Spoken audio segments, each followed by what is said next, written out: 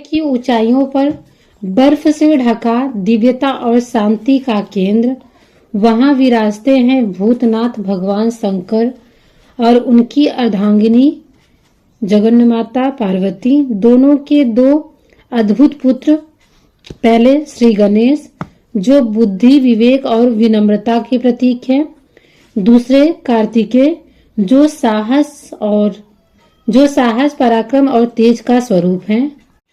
एक दिन कैलाश पर हंसी खुशी का वातावरण था। माता पार्वती अपने दोनों पुत्रों के साथ खेल रही थी और भगवान शिव ध्यान में लीन थे। उसी समय लोकों में भ्रमण करते हुए नारद मुनि वहां पहुंचे, हाथ में एक स्वर्ण फल लिए हुए। माता पार्वती ने मुस्कुराकर पूछा, हे नारद जी, यह फल इतना चमक क्यों रहा है? नारद मुनि बोले, हे देवी, यह कोई साधारण फल नहीं है, यह है ज्ञान और सफलता का फल। जो इस फल को प्राप्त करेगा वह सृष्टि का सबसे ज्ञानी, बुद्धिमान और श्रेष्ठ कहलाएगा। भगवान शिव ने कहा, यह तो हमारे दोनों पुत्रों के योग्य है, परंतु एक ही फल है, तो यह निर्णय कैसे होगा कि किसको मिलेगा?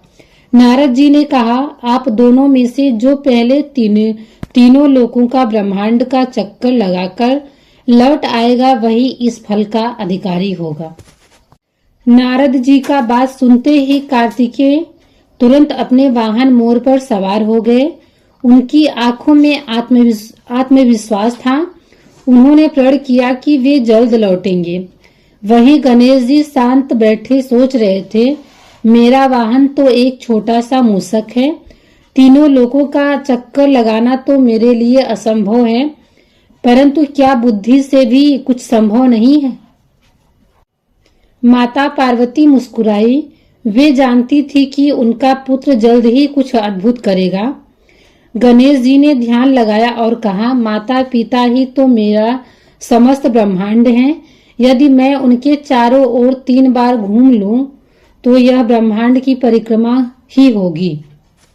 वे उठे और भगवान शिव तथा माता पार्वती के चारों ओर श्रद्धा पूर्वक 3 प्रदक्षिणाएं की। फिर हाथ जोड़कर बोले, माता पिता ही मेरा सृष्टिकर्ता है, पालन करता है और मेरे लिए समस्त लोकों का अधिपति है। जो इनके चरणों की परिक्रमा करता है वह स्वयं ब्रह्मांड की परिक्रमा करता है। भगवान शिव और माता पार्वती यह सुनकर आनंद से भर उठे।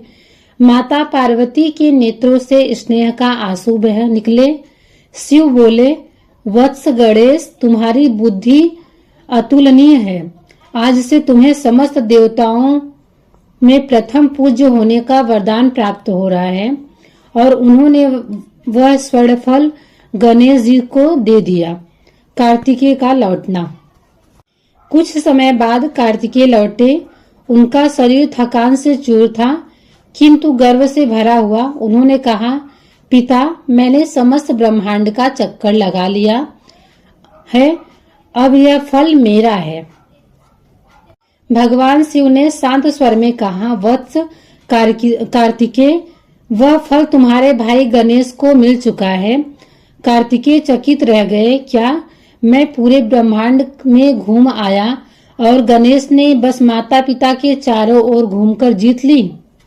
उनका हृदय क्रोध से जल उठा। उन्होंने कहा, यह तो अन्याय है। मैं आपकी आज्ञा का पालन कर रहा हूँ और फल आपने गणेश को दे दिया। भगवान शिव ने उन्हें समझाया, बेटा, शक्ति और गति से नहीं, बुद्धि और श्रद्धा से विजय मिलती है। तुम्हारे भाई ने माता पिता में ही संपूर्ण ब्रह्मांड देखा, वही सच्चा ज्ञान है। गणेश जी का गुस्सा और अपराध बोध। कार्तिकेय दुखी होकर कैलाश छोड़ गए। गणेश जी ने देखा कि भाई रुष्ट होकर चले गए हैं, तो उनके मन में अपराध बोध उत्पन्न हुआ। उन्होंने माता पार्वती से कहा, माँ, मैंने कुछ गलत तो नहीं किया था, फिर भी मेरे कारण भाई क्रोधित होकर चले गए। मुझे यह विजय अब आनंद नहीं दे रहा है।